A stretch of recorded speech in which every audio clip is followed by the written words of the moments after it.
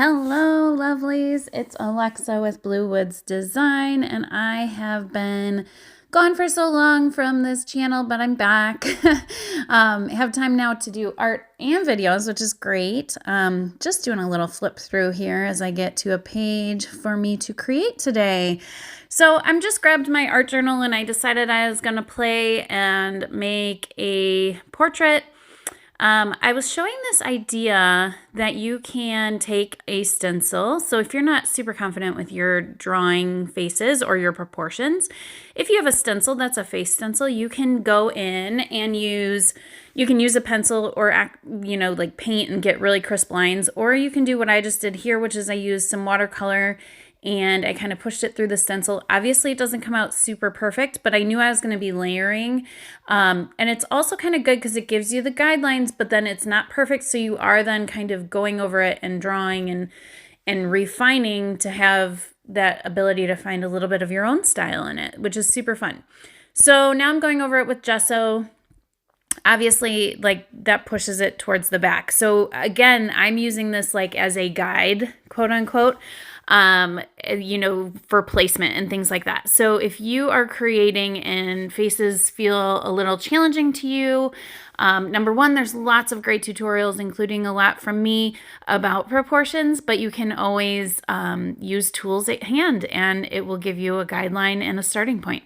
Here I am using some graphite and I am just dipping it straight into my water so that it's really pigmented. I think this one is a 10B. I usually like to use my 12B, but I couldn't find it right now, and it might be because I've used it all up because that one gets really good. So anyway, I'm just sketching her in now, kind of drawing, finding her a little bit. And you're going to see this goes through so many different layers. I decide that today I just wanted to play with all the things. And again, here's me putting gesso over something that is not dry, smears it all over. A lot of people get nervous about that.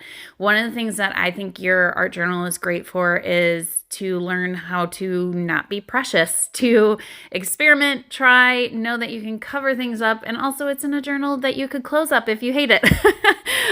These are the places to play, right?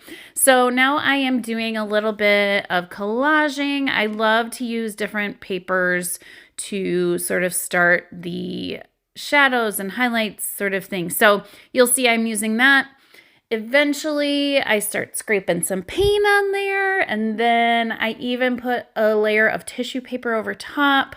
So I really start just layering and layering and layering, and eventually find my face within this mess of layers. And I think she turns out really beautiful. But this is your invitation and your reminder to go play.